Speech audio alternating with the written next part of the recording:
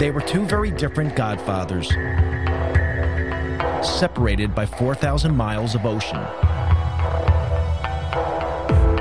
John Gotti was the Teflon Don, a New York mobster who adored public attention and defied lawmen to get him. Toto Riina was a peasant from rural Sicily, a boss who operated in the shadows. In the late 80s and early 90s, it required two very different approaches to bring them to justice.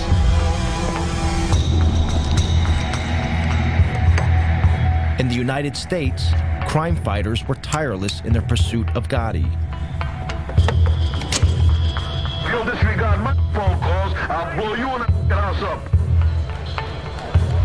In Sicily, it would take a revolution by the people of Palermo to put Riina behind bars.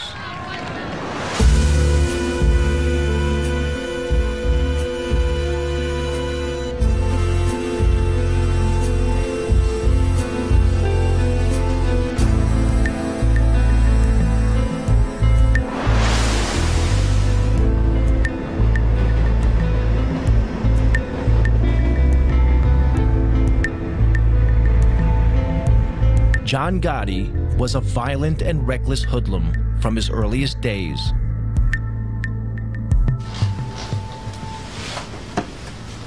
Henry Hill, a young gangster, was drinking in a bar when he first came across the teenage Gotti. All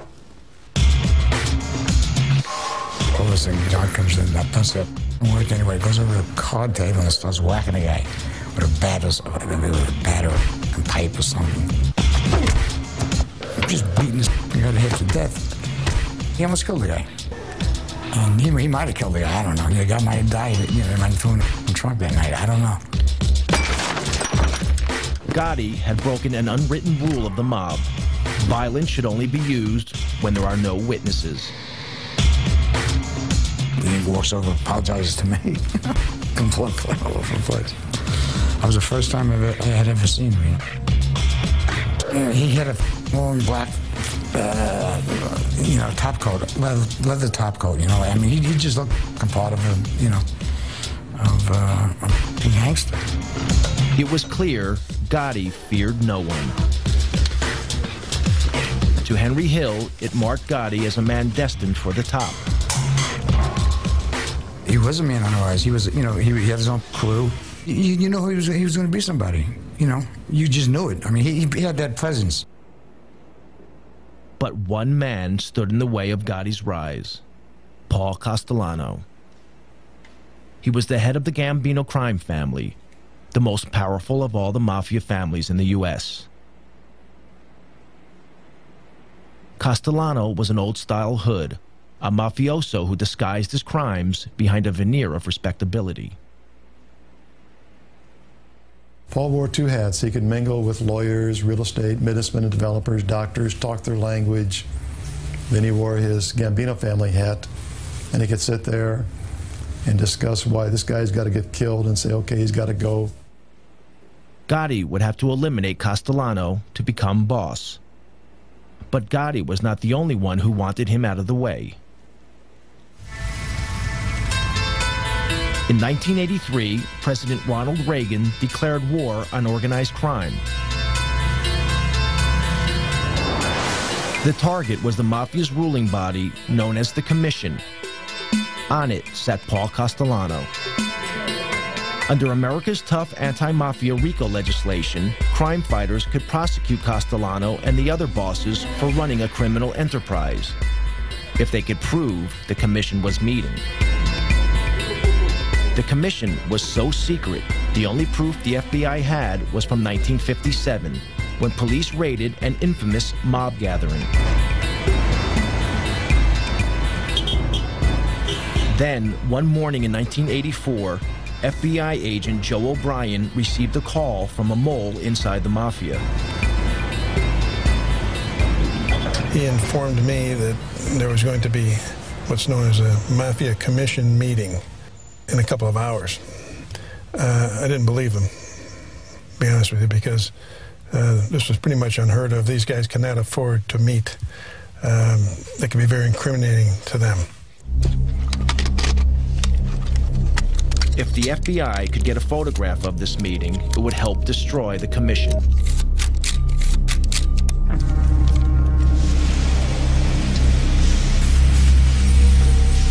O'Brien and fellow agent Andy Currens staked out this building, a small house on Cameron Avenue, Staten Island, that belonged to a relative of a senior Mafia Don. The agents hid in the back of an unmarked van, a few hundred yards down the road. The van was right back here, right about where the white car is, right in front of the 54 there. That's about where we were parked. And we had a nice straight shot. There were no cars at that time. We had a straight shot down the street to 34 camera. So we sat there for 3 hours till about 4:30. And then they started coming out crime family by crime family. The top men in the Gambino, the Lucchese, the Colombo, and the Genovese families all emerged.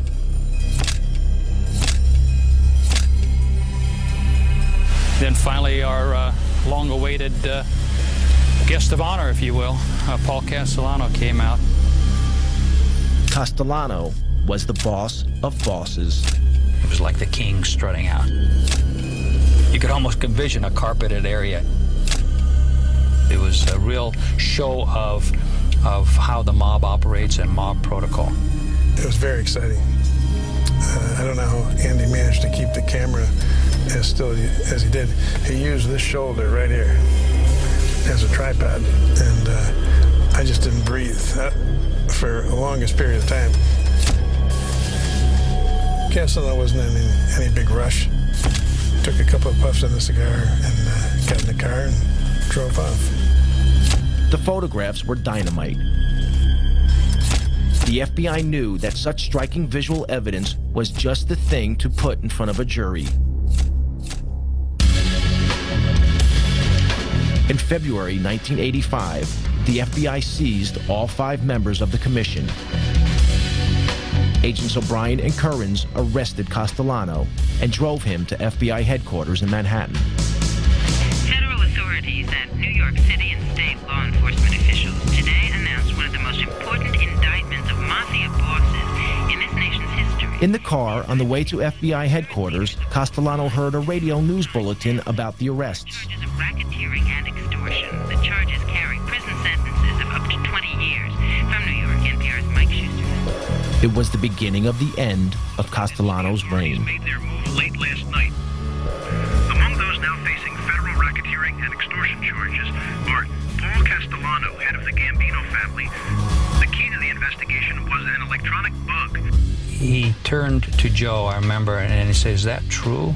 Is that true? You listened to my private conversations." Prosecutors say the recordings are of superb quality. You could almost hear him like groan. The agents thought Castellano was squirming because they had taped his criminal conversations. But Castellano realized they had also learned about his secret affair with his young Colombian maid. This was very embarrassing to him. It's a little embarrassing to us, too, for that matter. He's almost like a little boy now, confessing this, something that he did was bad. He's not talking about it was bad that I murdered people or had, on my authority, people were murdered. I'm embarrassed because I had this relationship with this young woman who was my maid, you know, right under my wife's nose. This was a revelation a Mafia Don could not afford. He'd broken one of Mafia's most sacred rules. It was okay to maim and murder, but not to publicly dishonor your wife. Castellano awaited trial where the photos would be key evidence.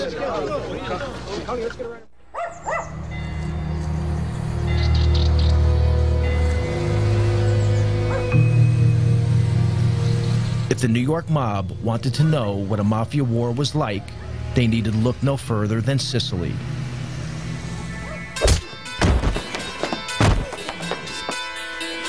Here, the Mafia's boss was Toto Riina, an elusive, psychopathic killer from the town of Corleone.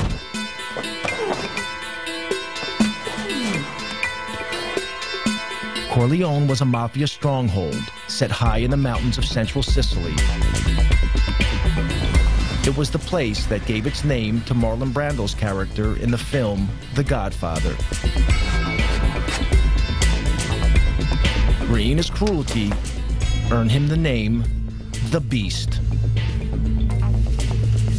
Corleone had an unenviable reputation as a place where only the toughest mafiosi were born and bred. As one local anti-mafia fighter remembers, I once met a Corleone Mafia person, and he looked me straight in the eye and said, "Listen, to be a real man, you need to have spent a few years in jail." This is the philosophy of the Corleone Mafia. For them, going to jail is like a baptism. A mafia member who hasn't been to jail isn't a real mafioso.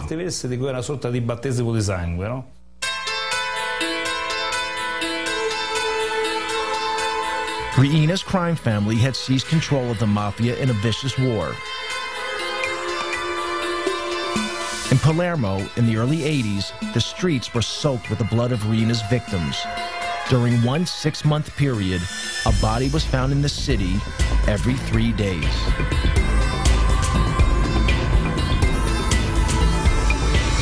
Palermo's mayor was Leo Luca Orlando, elected to office promising to end such crimes.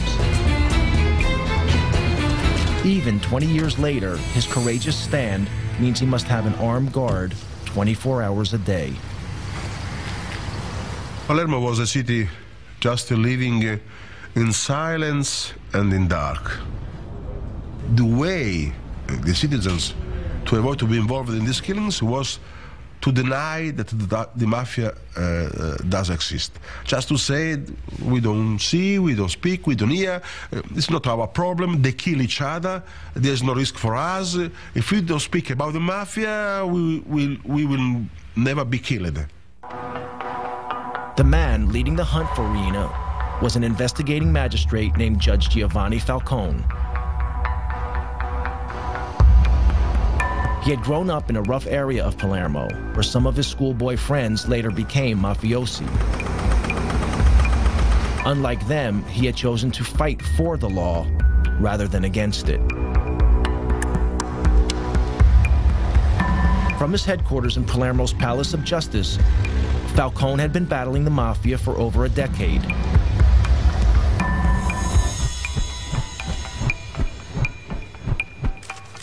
In 1987, he enjoyed his greatest victory.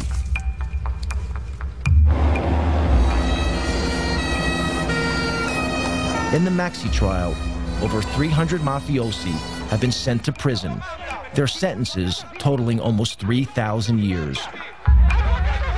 It was the most stunning blow the Sicilian mafia had ever received.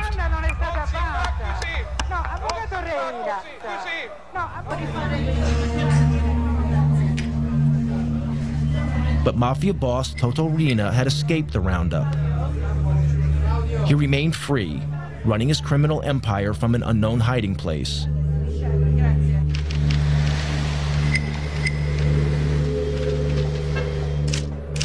Falcone faced another danger, this one closer to home. He had few friends at the Palace of Justice. The people of Palermo stood on the sidelines, waiting to see who would come out on top, Falcone or the Mafia. Falcone rented a vacation apartment on the beach, half an hour's drive from Palermo. When he went there, it seemed that most of Palermo knew about it. When Falcone was on the move, it was like a wedding party. There were lots of cars, even a helicopter in the sky above.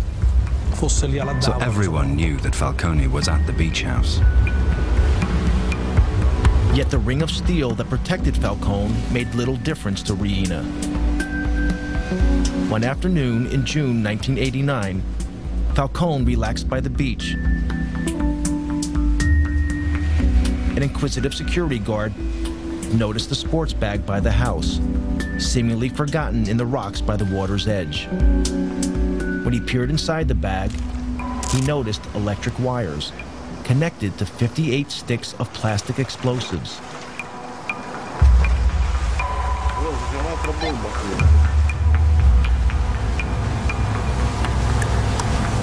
The bag was wired to explode if it was picked up.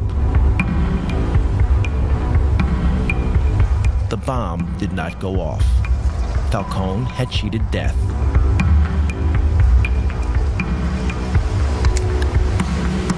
Soon after the assassination attempt, Falcone spoke to one of his closest friends in the fight against the Mafia. He made a chilling prediction. Come lui diceva poi, when we were talking afterwards, he told me, "My life's mapped out. It's my destiny to be killed by the Mafia someday. Non posso che morire così. Non posso che essere ucciso. The only thing I don't know is when." Che non so. With Reen at large, Falcone was running out of time. Back in New York, the clock was also ticking for the American Godfather, Paul Castellano.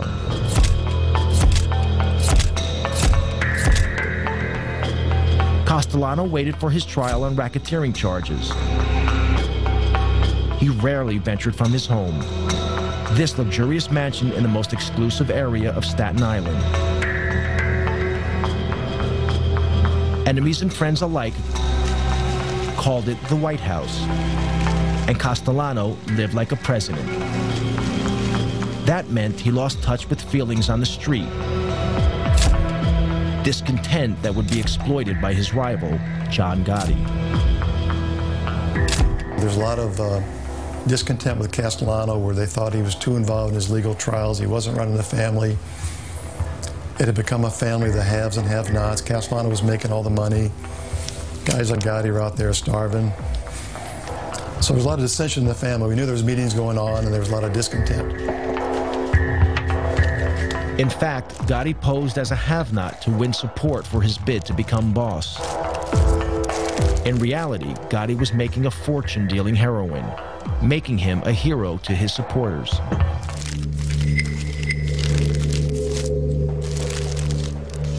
The law was onto Gotti's crew for drug dealing. That brought more heat on Castellano. So he planned to break up Gotti's crew. Gotti knew he had to act. The stage was set for a showdown.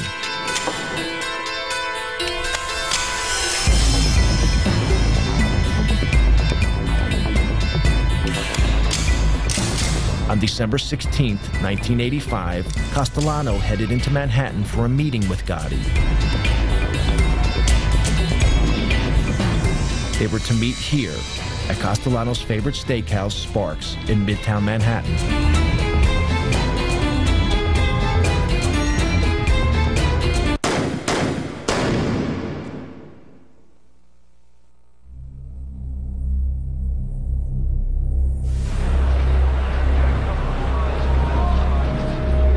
Outside the restaurant, Castellano and his driver were shot dead.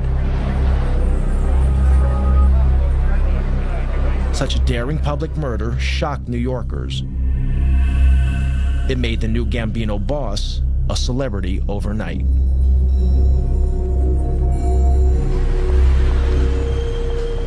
At the time, Gotti was facing a trial on a charge of racketeering.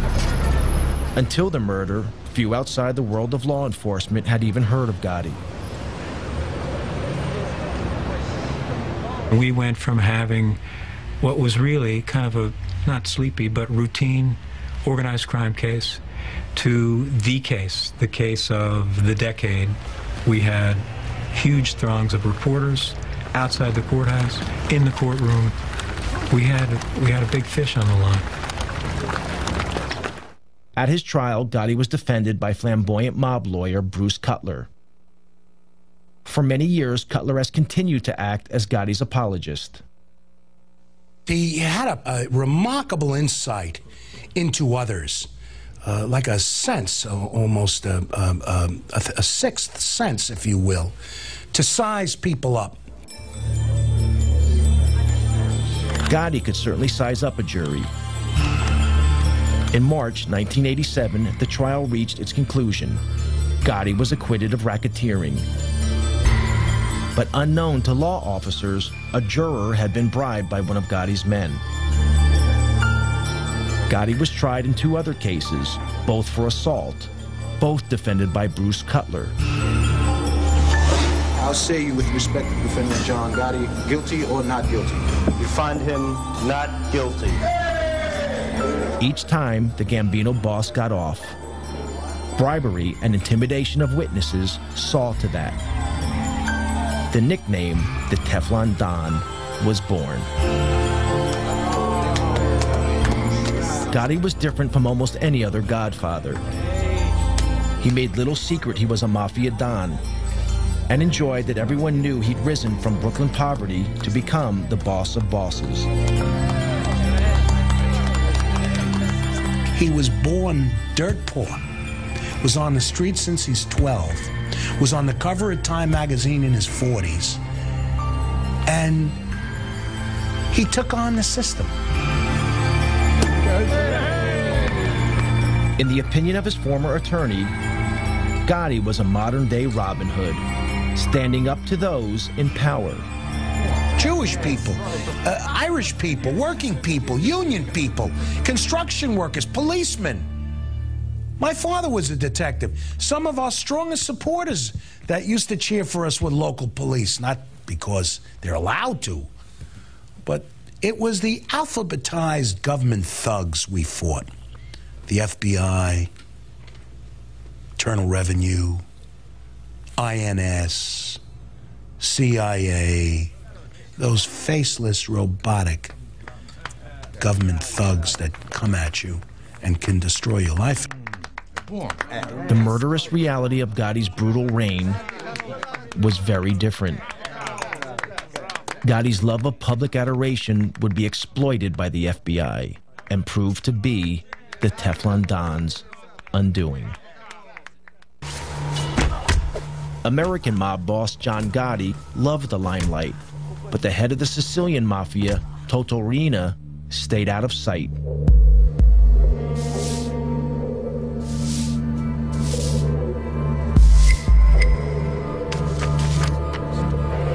Prosecutor Giovanni Falcone was determined to hunt him down. Falcone needed a way of connecting Mafia boss Riina to the crimes carried out in his name by his army of killers.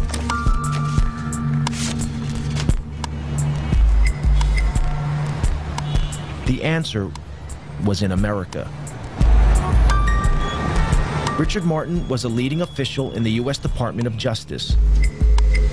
He and Falcone had worked together for years. Their biggest success, breaking the heroin smuggling link between Sicily and the United States, known as the Pizza Connection. Falcone relished his trips to the U.S. The life that he led in Sicily was almost the life of a prisoner. He went from a bulletproof car to a protected office. Instead, when he came to New York, he could go shopping, he could go to restaurants, he could come to our offices, we could go to our homes and meet our families together. And so for him, New York was like freedom. Falcone's visits to New York were for more than pleasure. He had been impressed by America's tough anti-mafia laws. Laws that allowed the U.S. government to target Mafia boss Paul Castellano and to bust the commission. I think it also liberated his thinking and allowed him to sort of see beyond his own sort of realm coming here. So I think he not only enjoyed it, but I think it was very good for his vision of the way that he was going to attack the Mafia and the way in which he would work with Italian law enforcement. In 1991, a new justice minister took office in Rome, determined to finally crush the Mafia. He offered Falcone a job at the ministry as overlord of the anti-mafia campaign throughout Italy.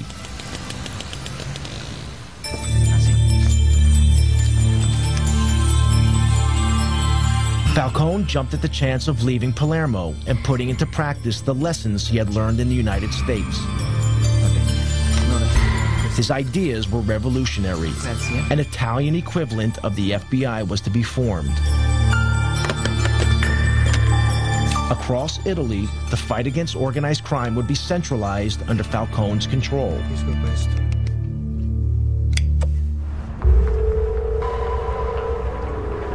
Reina, the beast from Corleone, felt threatened. A few years before, he had failed to kill Falcone at his beach house. Now, Reina would try again.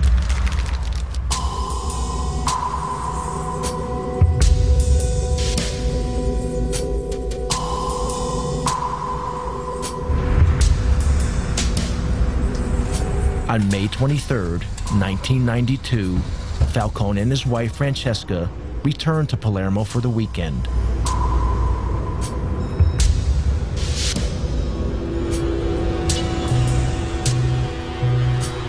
A few miles from the airport, several of Reina's men had placed a half-ton bomb in a drain pipe under the highway that ran from the airport to the city. The men hid in a building above the road, armed with a remote-controlled detonator.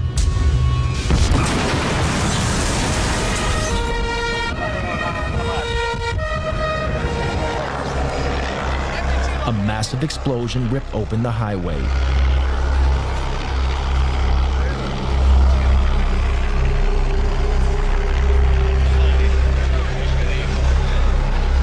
The explosion was so enormous, it registered on local earthquake monitors.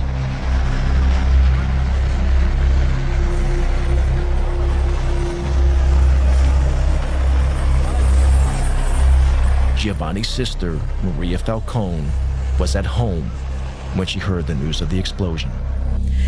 Sono scappata appena mio marito mi ha detto di che si trattava. When my husband told me what had happened, I rushed out of the room. I phoned the police. They told me Giovanni had been taken to hospital. When I got there, Francesca's brother told me Giovanni's dead.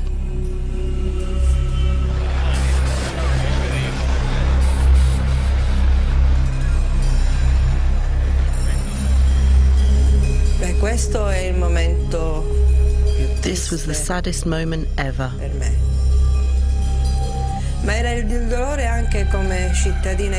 Not only for me as a sister, but also as an Italian citizen.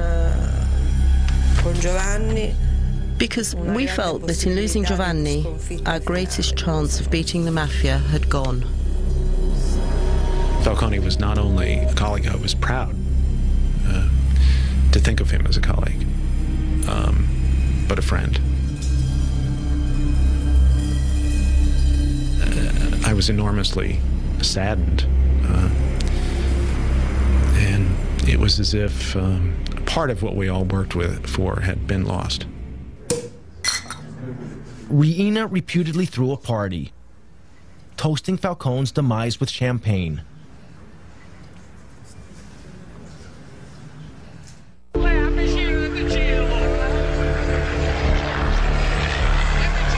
Along with Falcone, his wife Francesca and 3 bodyguards were also killed.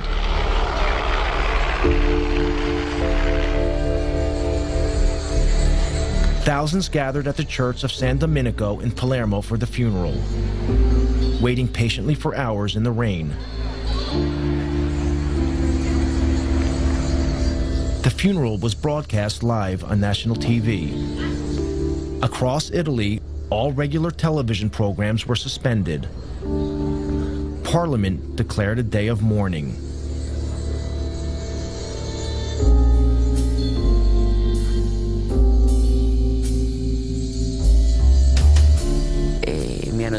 When they asked me what I did when I heard the news, I said I cried.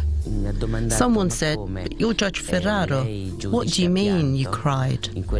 I replied, "Yes, I cried, and I'm not in the slightest bit ashamed of it." Italy was shocked and angered. It didn't deter Toto Riina. Anyone who stood in his way would meet a similar fate.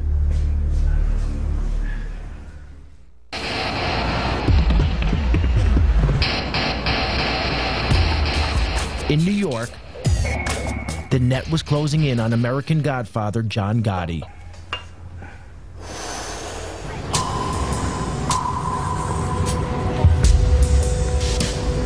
This clothing store in Manhattan's Little Italy was once the Ravenite Social Club, the nerve center of the Gambino crime family operation.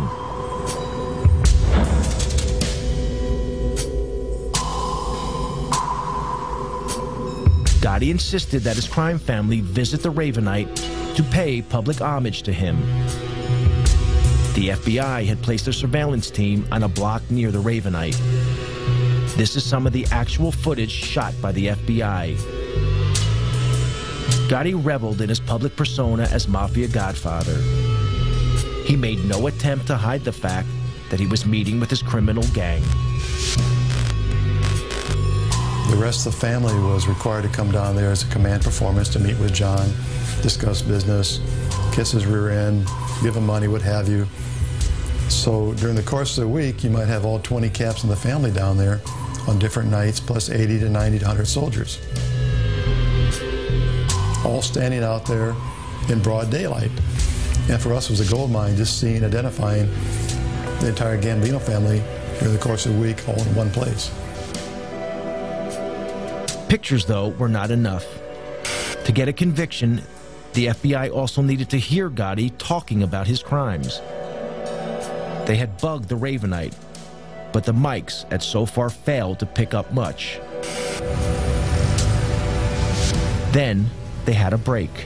An informant told them Gotti always held his most important meetings in an apartment upstairs, owned by the elderly widow of a Gambino member.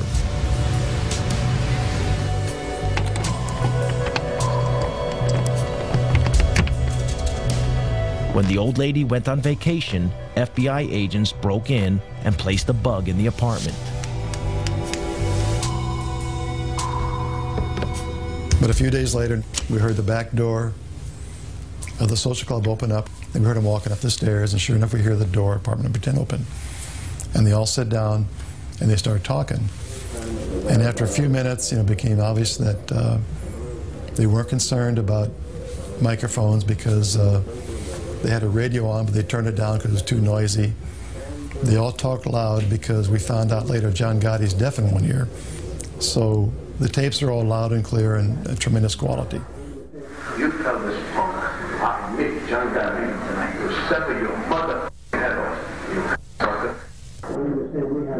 The secret recordings revealed the true face of a Mafia Godfather, very different from the one Gotti showed his adoring public.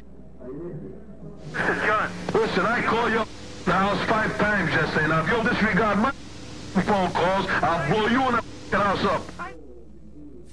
When John's upset, he starts talking loud and clear, and he forgets about things he should not talk about, like past murders. Gotti was arrested. In January 1992, he was sent to trial, facing charges of multiple murder and racketeering. It would be his 4th trial in 6 years. Yet again, New York was riveted by John Gotti. Celebrities flocked to the trial. The gallery, it was almost a circus-like atmosphere. Mickey Rourke came in one day. Anthony Quinn came in to watch the trial. They sent in a boxer, Ronaldo Snipes, who glowered at the jury and within half an hour was kicked out. John, listen, I call you the house 5 times yesterday. Now, if you'll disregard my phone calls, I'll blow you in the house up. Gotti was his normal cocky self, he's full of bravado. But when you played those tapes, you watch his face, and you knew that's the last thing you wanted to hear was his big mouth. You tell this punk, I meet John Gotti tonight to sever your mother head off, you sucker. Gotti had damned himself, but the tapes would have another unexpected impact.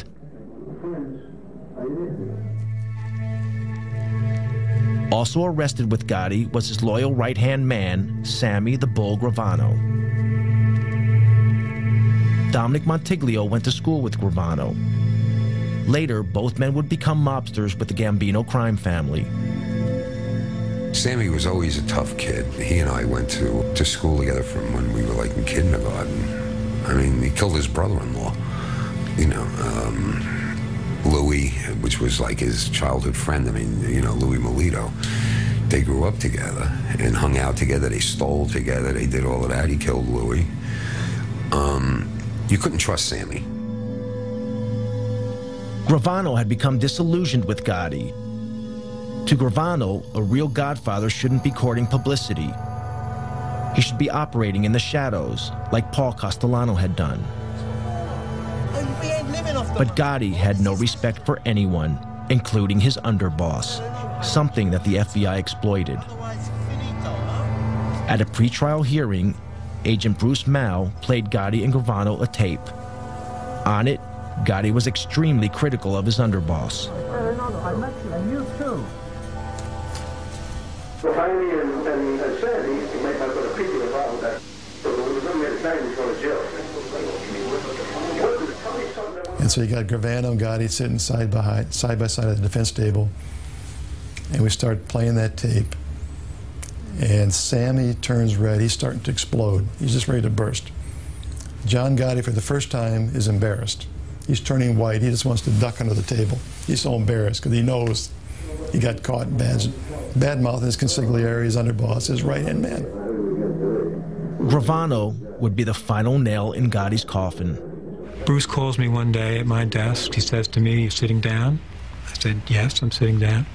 He said, "Sammy wants to cooperate." Sammy was brought in the room. He walked over, shook my hand, and said, "I want to go from our government to your government." Never before had so senior a figure betrayed the American mob. Gravano's testimony landed the killer blow in court. He revealed how he and Gotti had planned the murder of their one-time boss, Paul Castellano, then watched from a car as Castellano was gunned down.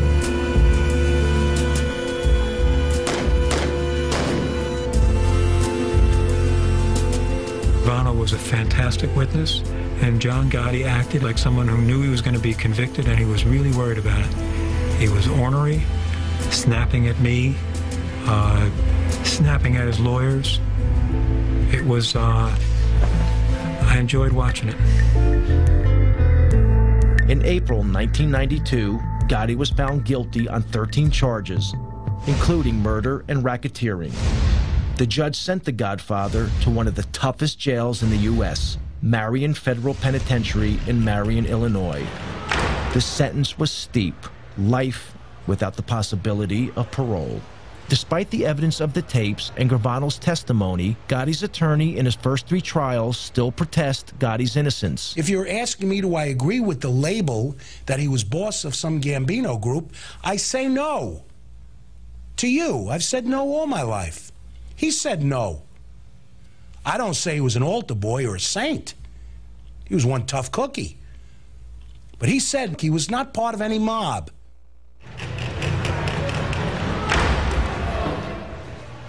In the United States, the mob boss, John Gotti, was facing a life sentence in prison.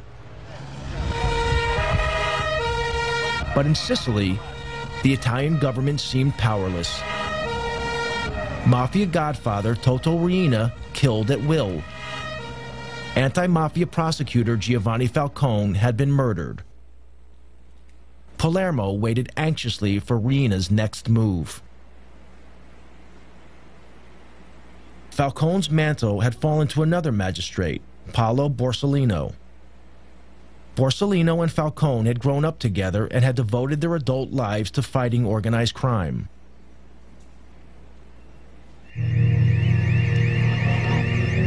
On Sunday afternoon, July 19th, 1992, 2 months after the murder of Falcone, Borsellino visited his elderly mother in this apartment block, as he did every weekend.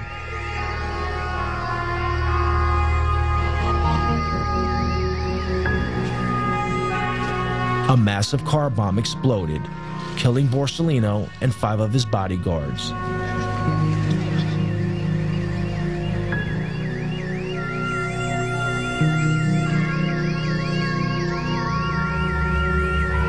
This outrage was the final straw. It caused a revolution against the Mafia, led by the people of Palermo. After the killing of Paolo Borsellino, the reaction of people, of population in Palermo was enormous. The women, the children, the people reacted just crying, basta, no more, enough is enough. Enough was enough. Thousands poured onto the streets of Palermo in a wave of anger unprecedented in Sicilian history. Everyone sensed the Mafia's next target was Mayor Leoluco Orlando, elected to office pledging to rid Palermo of the Mafia. When he appeared in public, women and children threw a protective cordon around him, daring the Mafia to kill them to get to the mayor. They sent a clear message. The message was that I was not alone. The message was that the Mafia can kill a man. The Mafia can kill 10 men, but the Mafia cannot kill thousands and thousands of women and children. It was the beginning of the end. People power had beaten down the Mafia. The government flooded Sicily with thousands of troops, determined to crack down hard on the Mafia.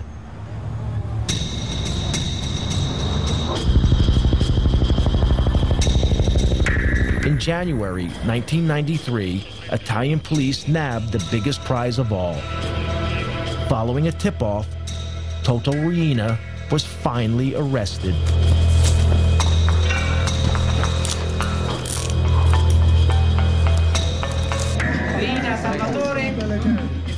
Salvatore Riina was captured in Palermo by the Carabinieri this morning. Toto Riina is ours. Astonishingly, Riina had been living in the middle of Palermo, undetected by the police for over 20 years.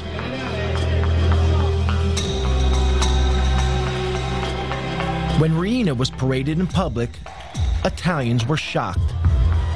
This inoffensive-looking, peasant-like character was responsible for the brutal slayings of Falcone and Borsellino, along with hundreds of others. At his trial, Riina painted himself as a poor old man who knew nothing about the Mafia.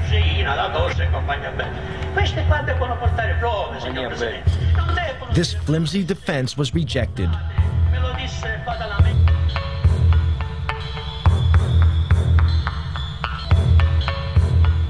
Riina was sentenced to life imprisonment to be served away from Sicily in a jail on the Italian mainland.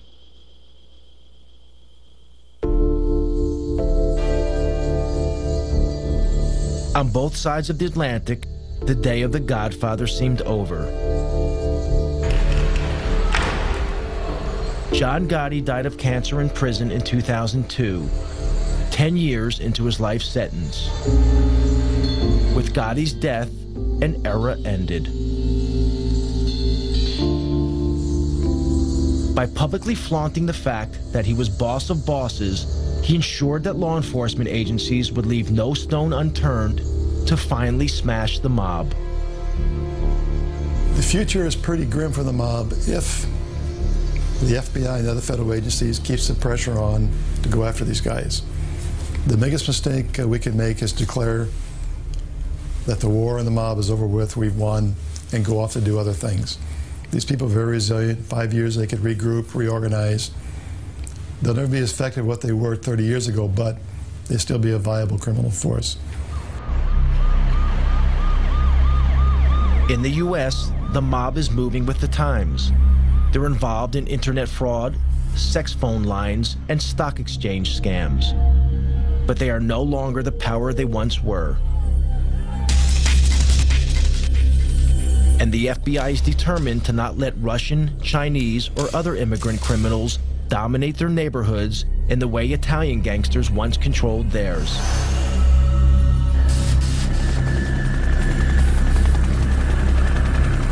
In Sicily, they are also keeping the pressure on. Yet in these hills, even with Riina in prison, the Mafia is still here. Invisible, but deadly. Today, there are new leaders. They are also from the Mafia stronghold of Corleone. They have turned their backs on the self-defeating tactics of Toto Riina. No longer do they assassinate public officials. Like the leaders of old, they prefer to pull the strings from the shadows. Forse vivemmo tutti quanti una vera grande illusione. I think we were all a bit deluded. Maybe we were just kidding ourselves that we could destroy the Mafia with just 4 moves on a chessboard. In the US, the mob is finally in retreat. But in Sicily, it is rising from the ashes, adapting itself to the times, changing tactics to ensure that its power remains as unshakable today as it ever was.